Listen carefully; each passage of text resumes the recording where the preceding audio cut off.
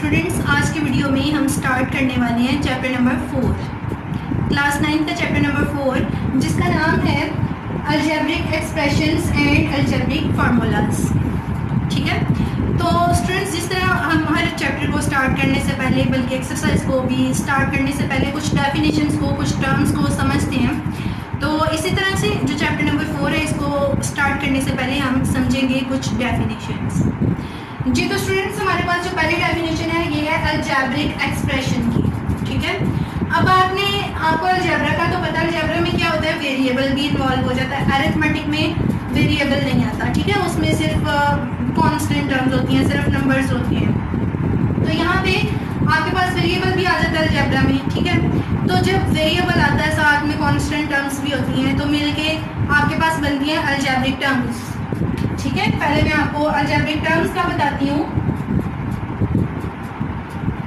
Algebraic terms जैसे आपके पास है 2x 5y -3 या कुछ भी, ये आपके पास अलजेब्रिक टर्म्स हैं। ठीक हो गया। अब ये जो अलजेब्रिक टर्म्स हैं, जब इनको हम प्लस और माइनस के साइन से कनेक्ट कर देते हैं आपस में, तो आपके पास बनता है अलजेब्रिक एक्सप्रेशन। जैसे ये टर्म्स है ना, तो मैं इनको लिख लूँ 2x + 5x -3। तो ये आपके पास, बल्कि यहाँ पे y दिया था मैंने, बोलते वक्त y बोला था, लिखने में शायद गलती लगी। तो ये आपके पास क्या बन गया, अलजेब्रिक एक्सप्रेशन। अगर x होता दोनों जगह पे, फिर भी अलजेब्रिक एक्सप्रेशन था। ठीक हो गया।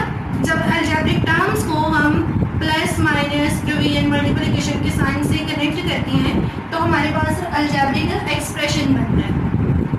अब जो अलजेब्रिक एक्सप्रेशन है, इसकी हैं दो टाइप्स। ठीक हो गया, यानी हर अलजेब्रिक एक्सप्रेशन या तो पॉलिनोमियल होता है या नॉन पॉलिनोमियल होता है। या तो होता है पॉलिनोमियल या फिर होता है नॉन पॉलिनोमियल। तो अब हम देखते हैं पहले कि पॉलिनोमियल क्या होता है। पॉलिनोमियल है तो एक अलजेब्रिक एक्सप्रेशन, ठीक है, लेकिन ये ऐसा अलजेब्रिक एक्सप्रेशन होता है स्टूडेंट्स, जिसमें जो वेरिएबल की पावर होती है ना, वो होती है होल नंबर।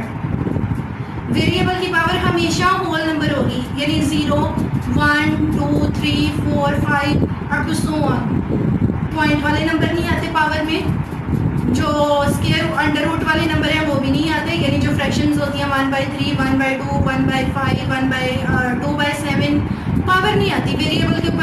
सॉरी, जो पावर है वो फ्रैक्शन नहीं आती, ना पॉइंट वाली पावर आती है और ना ही नेगेटिव पावर आती है। -1 नहीं आ सकता, -2 नहीं आ सकता, -3 नहीं आ सकता।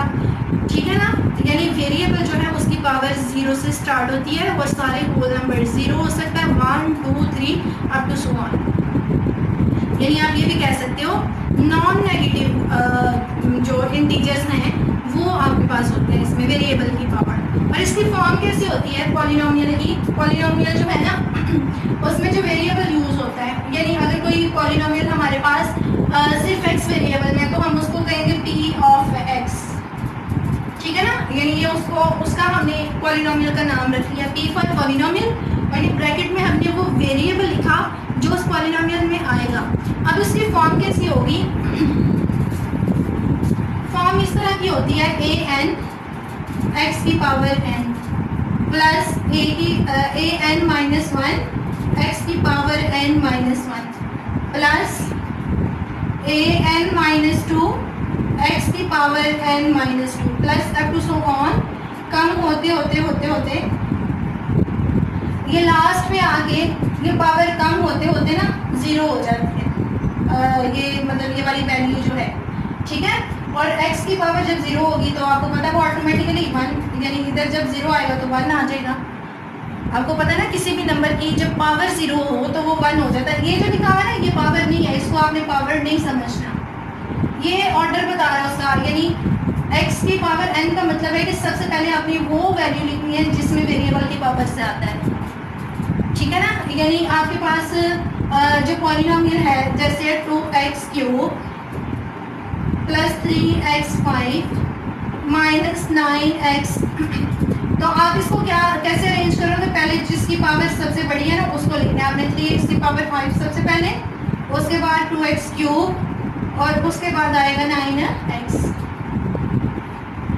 इस तरह से हम अरेंज करते हैं पॉलिनोमियल को, ठीक है। तो ये an का मतलब है कि सबसे जो बड़ी पावर है ना उसका कोएफिशिएंट, सबसे बड़ी पावर वाला जो वेरिएबल है उसका कोएफिशिएंट। उसके बाद जो उससे छोटी पावर वाला वेरिएबल है उसका कोएफिशिएंट, फिर जो उससे छोटी वाला है। और ये ज़रूरी नहीं होता कि मतलब सारे पॉलिनोमियल में हर एक पावर वाला वेरिएबल हो। जैसे यहाँ पे देखिए 5 है, यहाँ 3 आ गया, 4 वाला है नहीं, 2 वाला अंदर है नहीं, तो ये कंपल्सरी नहीं होता। अब यहाँ पे ये फॉर्म जो है ना पॉलिनोमियल की, ये आपने याद रखनी है, ये पूछी जा सकती है, ठीक है। डेफिनेशन जब आप लिखो पॉलिनोमियल की तब भी आपने इसको लिखना होता है। और यहाँ पे a जो है, एक और बात मैं आपको बता दूँ, ये जो a है ये नॉट इक्वल टू 0, यानी जो कोएफिशिएंट है उसको 0 नहीं होना चाहिए। अगर कोएफिशिएंट 0 हो गया ना तो फिर पॉलिनोमियल तो नहीं बनेगा, तो a जो है उसको 0 के इक्वल नहीं होना चाहिए। और दूसरी बात एक और मैं आपको बताऊँ, अगर ये सिर्फ कांस्टेंट टर्म है जैसे 7 खाली 9, तो ये भी एक पॉलिनोमियल है। कैसे पॉलिनोमियल है, आप इसको लिख सकते हो 9x की पावर 0 लिख सकते हो ना, x की पावर 0 1 1 इंटू 9 9। तो ये आपके पास पॉलिनोमियल है जिसको हम कहते हैं ज़ीरो पॉलिनोमियल, ठीक है, या कांस्टेंट पॉलिनोमियल भी कह सकते हो आप। यानी इसमें वेरिएबल की जो डिग्री है वो होती है 0, सिर्फ आपके पास कांस्टेंट टर्म एक मौजूद होती है। तो स्टूडेंट्स पॉलिनोमियल को की आपको समझ आ गई होगी। अब हम जो है ना एक्सरसाइज में से क्वेश्चंस करेंगे तो आपको और ज़्यादा क्लियर हो जाएगा, आपको पता चल जाएगा कि पॉलिनोमियल को कैसे हमने आइडेंटिफाई करना है और नॉन पॉलिनोमियल का कैसे पता चलाना है। अब हम देखते हैं रैशनल एक्सप्रेशन क्या होता है। कोई भी एक्सप्रेशन अगर इस फॉर्म में है p of x over q of x, ठीक है, तो ये आपके पास होगा रैशनल एक्सप्रेशन, यानी बटे की फॉर्म में हो। p ऑफ x का मतलब है पॉलिनोमियल, और जो q ऑफ x है इसका भी मतलब पॉलिनोमियल, ठीक हो गया। यानी कि बटे के ऊपर भी पॉलिनोमियल हो और बटे के नीचे भी पॉलिनोमियल हो, तो फिर हम कहते हैं कि ये एक रैशनल एक्सप्रेशन है। और बटे के नीचे वाला जो पॉलिनोमियल है ना वो 0 नहीं होना चाहिए। अगर यहाँ पे 0 हो गया ना तो फिर आपको पता है कि अनडिफाइंड हो जाती है वैल्यू, तो वो फिर मतलब आपको पता नहीं है वो वैल्यू है कौन सी, तो आप उसको डिटर्मिन ही नहीं कर सकते कि ये पॉलिनोमियल है या नॉन पॉलिनोमियल है। जी तो स्टूडेंट्स आपको रैशनल एक्सप्रेशन का भी पता चल गया। Any algebraic expression in the form of p of x over q of x where q of x is not equal to 0, q of x is not equal to 0 and p of x and q of x are polynomials, ठीक है, दोनों जो है वो polynomial हो, तो फिर हम कहते हैं कि ये जो एक्सप्रेशन है ये आपके पास एक अलजेब्रिक एक्सप्रेशन है। जैसे इसकी मैं आपको एग्जांपल देती हूँ, जैसे 2x + 1 over 3x squared minus 9, ऊपर भी पॉलिनोमियल है, डिनोमिनेटर में भी पॉलिनोमियल, तो ये आपके पास रैशनल एक्सप्रेशन हो गया। अब अगर यहाँ पे मैं लगा दूँ -2, तो x की पावर क्योंकि नेगेटिव है, ऊपर पॉलिनोमियल है नीचे पॉलिनोमियल नहीं है, तो it's not a rational expression. ठीक हो गया स्टूडेंट्स। अब हम जो एक्सरसाइज है उसको करते हैं स्टार्ट, ताकि आपको ज़्यादा अच्छे से क्लियर हो, आपको पता पहचाना आ जाएगा कि कौन सी वैल्यू पॉलिनोमियल है और कौन सी नहीं है। तो स्टार्ट करते हैं।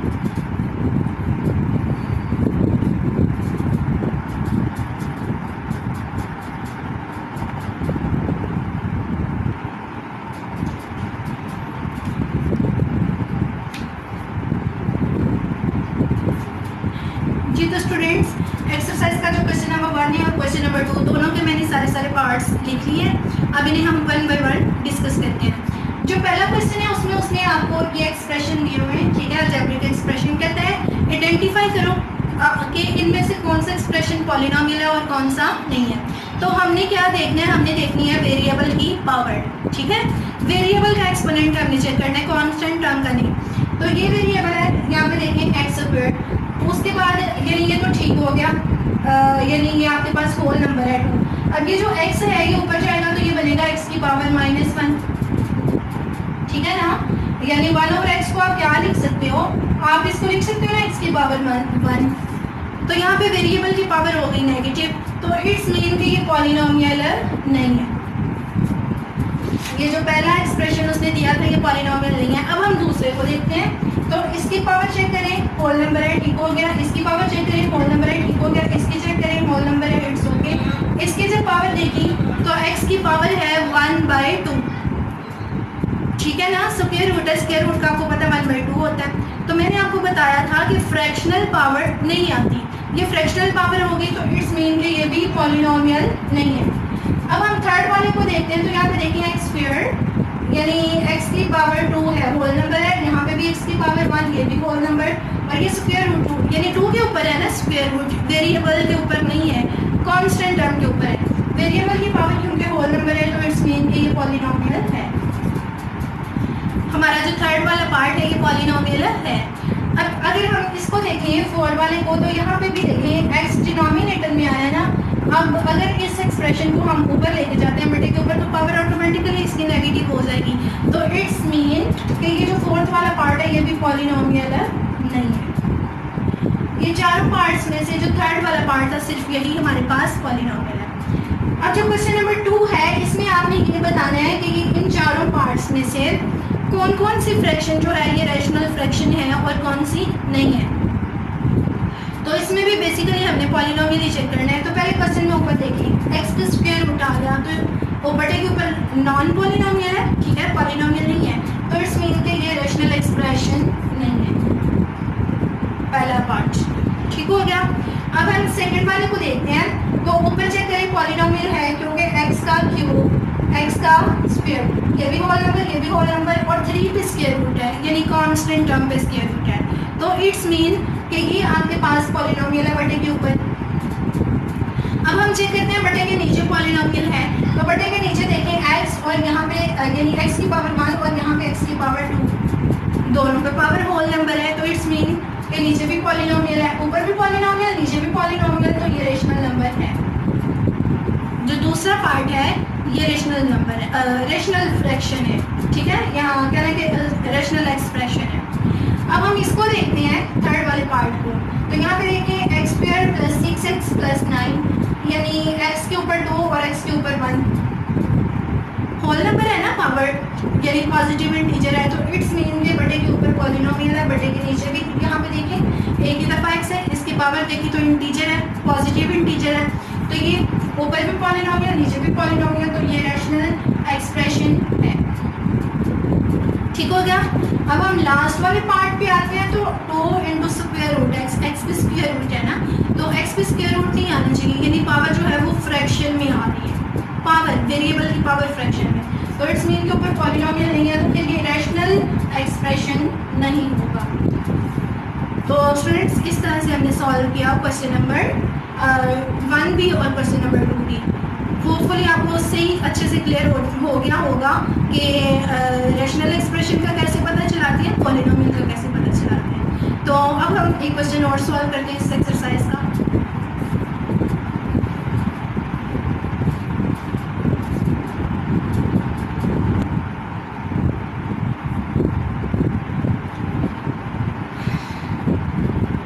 जी तो स्टूडेंट्स हम लोग आ गए क्वेश्चन नंबर 3 पे। क्वेश्चन नंबर 3 में उसने आपको कुछ फ्रैक्शंस दी हुई हैं, ठीक है, और कहते हैं कि इन फ्रैक्शंस को या इन एक्सप्रेशंस को लोएस्ट फॉर्म में लेके आओ, यानी जहाँ तक ये सिंप्लीफाई हो सकते हैं, इनकी कटिंग होती है, इनकी फैक्टराइजेशन होती है करके, तो आपने उस फॉर्म तक लेके आना है कि फर्दर जो है सिंप्लीफाई ना हो। इस फॉर्म को कहते हैं लोएस्ट फॉर्म। तो कहते हैं इसको, ये मैंने पहला पार्ट लिखा और साथ में तीसरा पार्ट लिखा है। देखिए ऊपर है 120x square Y cube z की पावर 5 और नीचे 30x क्यूब वाई z का स्क्वायर। तो इसको लिखते हैं एक दफ़ा दोबारा से 120x square Y cube z की पावर 5 और डिनोमिनेटर में है 30x क्यूब वाई z का स्क्वायर। तो देखें 0 0 से कट गया, 3 1s are 3 4s are, ठीक है, 4 आ गया। अब यहाँ पे ये x स्क्वायर है और ये x क्यूब, तो x स्क्वायर कटेगा और डिनोमिनेटर में एक x बचेगा। तो डिनोमिनेटर में हमने x लिख लिया, डिनोमिनेटर में बचा ना। अब यहाँ पे देखिए y और ये है y क्यूब, तो y से कट गया तो y का स्क्वायर आया, इधर हमने स्क्वायर लगा लिया। ये z की पावर 5 की z का स्क्वायर, तो z स्क्वायर कट गया, ऊपर z की पावर 3 जो है वो बाकी बच गई, पावर 5 थी ना, तो z की पावर 2 कट गई और z की पावर 3 जो है वो बाकी बच गई। तो ये आपके पास लोएस्ट फॉर्म है। आप फर्दर इसकी कटिंग भी नहीं कर सकते, इसको मजीद सिंप्लीफाई नहीं कर सकते, तो ये आपके पास आ गया इसकी लोएस्ट फॉर्म। अब हम इसको करते हैं थर्ड वाले पार्ट को। तो इसमें आपने क्या करना है, देखिए आपके पास है x प्लस वाई का होल स्क्वायर। इसका स्क्वायर जो है हम फार्मूले की हेल्प से बोलते हैं, ठीक है। a प्लस बी का होल स्क्वायर का फार्मूला आपको आता होगा, नहीं आता तो मैं यहाँ पे लिख देती हूँ, is equal to A square plus 2ab plus B square. a का मतलब होता है पहली वैल्यू और b का मतलब होता है दूसरी वैल्यू, ठीक है। यानी a का मतलब यहाँ पे x और b का मतलब है y। तो इसको इस फॉर्म में लिखें, इस फॉर्म में। तो a की जगह पे x और उसका स्क्वायर प्लस 2, a की जगह x, b की जगह y प्लस b का स्क्वायर यानी y का स्क्वायर माइनस 4xy। डिनोमिनेटर में देखिए क्या लिखा है हमने, x माइनस वाई का होल स्क्वायर, ठीक है। यानी a माइनस बी का होल स्क्वायर है, तो अब यहाँ पे माइनस आ जाएगा। जब इधर माइनस हो रहा है तो 2ab के साथ क्या लगाते हैं हम, माइनस। बाकी फार्मूला ऐसे ही होता है, ठीक है। तो इसको खोलें, नीचे वाले को भी। a का स्क्वायर यानी कि x का स्क्वायर माइनस की जगह माइनस 2, a की जगह पे x और b की जगह पे y प्लस b का स्क्वायर यानी y का स्क्वायर। अब देखिए स्टूडेंट्स, ऊपर ये प्लस 2xy और माइनस 4xy ये दोनों आपस में सॉल्व हो सकते हैं, क्योंकि लाइक टर्म्स है ना, जिनका वेरिएबल वाला क्वेश्चन सेम होता है, जिन टर्म्स का वो एक ही जैसी टर्म्स होती हैं, तो ये लाइक टर्म्स है, ये आपस में कैलकुलेट हो सकती हैं। प्लस 2xy माइनस 4xy जो है ये बनेगा माइनस 2xy। बड़े के साथ माइनस है ना, तो इसलिए माइनस लगाया। प्लस माइनस माइनस होता है, माइनस किया। डिनोमिनेटर में है x square minus 2xy plus Y square. तो ये देखेंगे सारी वैल्यू नीचे वाली वैल्यू की जैसी है, तो दोनों कट गई और कट के क्या आता है 1। एक बात आपने ध्यान रखना है, आपने जीरो नहीं लिखना। जीरो कब लिखते हैं, जब प्लस माइनस वाली वैल्यूज आपस में कटती हैं। यानी जैसे एक्स स्क्वायर और माइनस एक्स स्क्वायर, ये प्लस एक्स स्क्वायर था, ये माइनस एक्स स्क्वायर कट गया तो कट के आया 0। जब बटे की ऊपर वाली वैल्यू नीचे वाली से कट होती है तो 1 आता है, 0 नहीं आता, ठीक है। तो आपने ध्यान रखना है, ये 1 इसकी लोएस्ट फॉर्म आ गई है, इसको हम फर्दर कैलकुलेट नहीं कर सकते। तो इसी क्वेश्चन के करते हैं कुछ और पार्ट्स।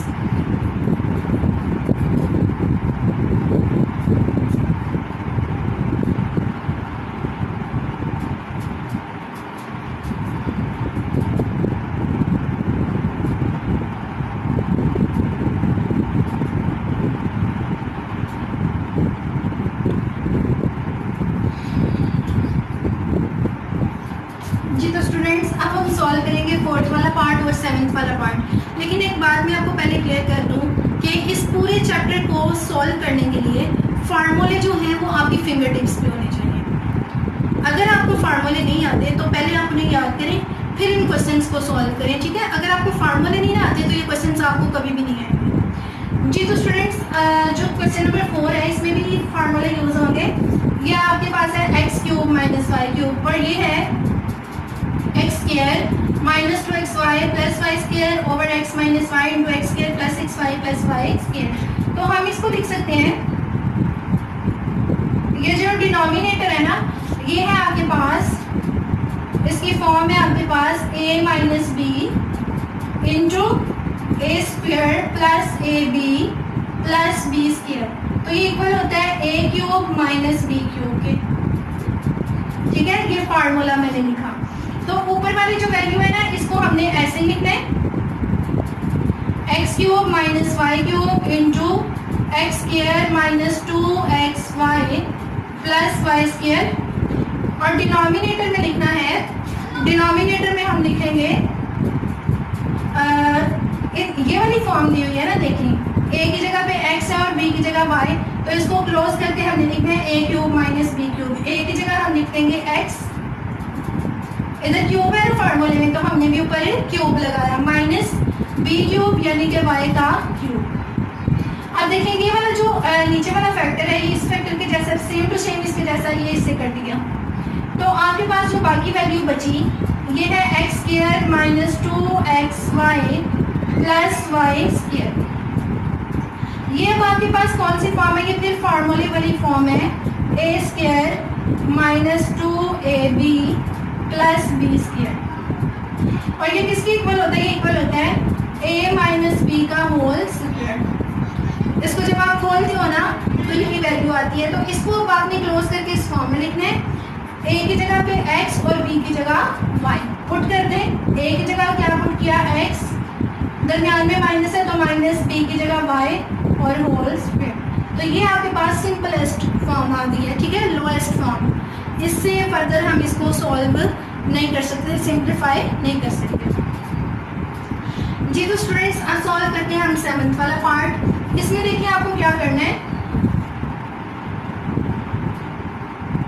7th वाले पार्ट में। इधर भी 64 है, इधर भी 64 है, इधर x की पावर 5 और इधर x, तो 64 दोनों में 64 आया कॉमन, और x की पावर 5 और x में से x कॉमन आएगा। यानी अगर दो वेरिएबल सेम हो लेकिन पावर डिफरेंट हो, तो जिस वेरिएबल की छोटी पावर होती है ना वो पावर बाहर कॉमन आती है। तो x की पावर 5 और x की पावर 1 में से x की पावर 1 कॉमन आएगी, ठीक है। x की पावर 1 आई कॉमन, तो 64 बाहर चला गया, यहाँ पे रह गई x की पावर 4, क्योंकि x की पावर 1 भी बाहर, और ये सारे का सारा बाहर आ गया, तो इसकी जगह 1। अब डिनोमिनेटर में देखें स्टूडेंट्स, यहाँ से ये जो पहला फैक्टर है हमारे पास, इधर 8 और इधर 8 आ गया कॉमन, तो ब्रैकेट के अंदर आ गया एक्स स्क्वायर। ये 8 बाहर चला गया, तो इसकी जगह पे अंदर लिखना है हमने प्लस आ गई इसकी जगह। अब देखिए यहाँ पे भी 2 है, यहाँ पे भी 2 कॉमन, तो ब्रैकेट में आ गया x प्लस 1। अब इसकी 8 की ना कटिंग होती है, 64 से कटिंग करेंगे, 8 1 सा 8, 8 8 सा 64, और 8 की 2 से भी कटिंग होती है, 2 1 सा 2, 2 4 सा 8, तो इन दोनों की भी आपस में कटिंग करें, 2 1 सा 2, 2 4 सा 8, तो बटे के ऊपर आपके पास आया 4x इंटू एक्स की पावर 4 माइनस 1। तो इसको x की पावर 4 जो है ना, इसको आप लिख सकते हैं x स्क्वायर का स्क्वायर और -1 का स्क्वायर। डिनोमिनेटर में है x square plus 1 into x plus 1 जी। तो स्टूडेंट्स ये जो x स्क्वायर का स्क्वायर -1 है, यानी ये है a और 1 क्या है b, मतलब कि a आपके पास यहाँ पे क्या है x स्क्वायर जो ब्रैकेट के अंदर है ये a, और b क्या है 1, तो इसको आपने लिखना है 4x ये फार्मूला मैं आपको ना यहाँ पे लिख के दिखाती हूँ, फार्मूला अप्लाई करने लगे ना हम यहाँ पे।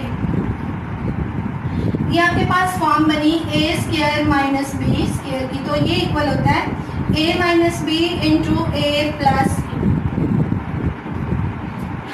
ठीक हो गया स्टूडेंट्स। ये मैंने फार्मूला लिखा।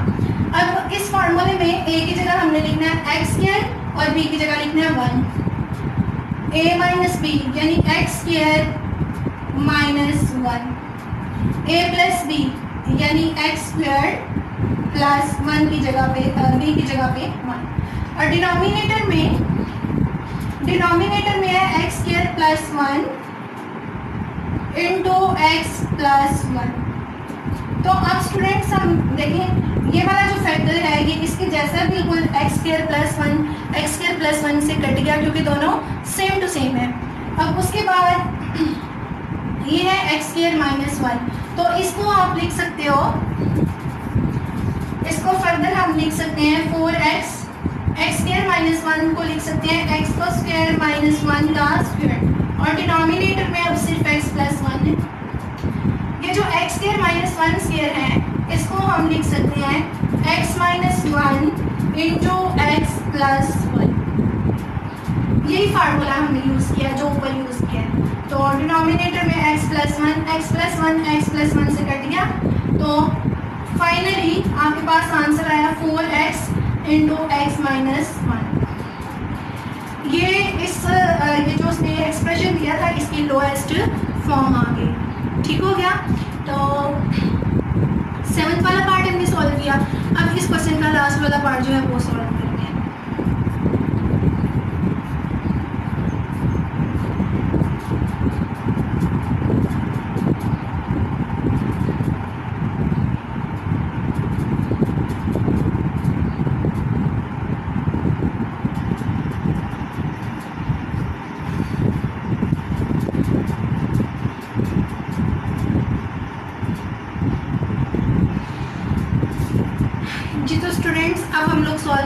क्वेश्चन नंबर 3 का लास्ट वाला पार्ट। यहाँ पे देखें उसने क्या दिया आपको 9x² माइनस x² माइनस 4 का होल स्क्वायर। अगर हम इस सारी वैल्यू को समझ लें b, ठीक है, तो उसने हमें b का स्क्वायर दिया हुआ है और यहाँ पे 9x का स्क्वायर है ना, तो हम इसको लिख सकते हैं 3x का होल स्क्वायर। ठीक हो गया, इसको लिखा 3x का होल स्क्वायर और ये माइनस x² माइनस 4 का होल स्क्वायर और डिनोमिनेटर वाली वैल्यू को ऐसे लिख दिया 4 plus 3x minus x square. जी तो स्टूडेंट्स ये जो 3x का whole square minus x² minus 4 square है, ये आपके पास फार्मूले वाली एक फॉर्म बन गई, ठीक है ना, एक फार्मूले की शक्ल आ गई है। कौन सा फार्मूला, इसको आप समझो ना a, तो ये बना a का स्क्वायर माइनस इसको b समझ लें तो b का स्क्वायर, यानी a² minus b² is equal to a minus b, a plus b। ये वाला फार्मूला हम यहाँ पे ऊपर बटे के ऊपर अप्लाई कर सकते हैं ना, क्योंकि हमारे पास ये वाली फॉर्म है। तो इसको जब इस फॉर्म में लिखेंगे तो देखें a की जगह क्या लिखना है 3x माइनस b की जगह x² माइनस 4 ब्रैकेट बंद की, ठीक हो गया, ये हमने लिख लिया a माइनस ये b और फिर ब्रैकेट लगाई a 3x प्लस b यानी कि x² माइनस 4 और डिनोमिनेटर में जो वैल्यू है ना उसी को लिख देते हैं हम 4 प्लस 3x माइनस x²। ठीक है, बटे के नीचे वैसे वैल्यूज हमने लिख दी। अब देखिए स्टूडेंट्स ये क्या बना आपके पास, ब्रैकेट इसकी ये वाली जो अंदर वाली ब्रैकेट है ना, इसको खोलेंगे तो ये बना 3x minus x² minus minus plus 4 और ये बना 3x प्लस x² माइनस 4 और बटे के नीचे है 4 प्लस 3x माइनस x²। अब देखिए स्टूडेंट्स ये फैक्टर या तो इसके जैसे या इसके जैसे है 4 प्लस 4, तो इसमें देखिए इसमें है ना प्लस 4, उसके बाद प्लस 3x, तो यहाँ पे ये प्लस 3x है, माइनस x² तो ये माइनस x², यानी ये पहले वाला फैक्टर बिल्कुल इसके जैसे है।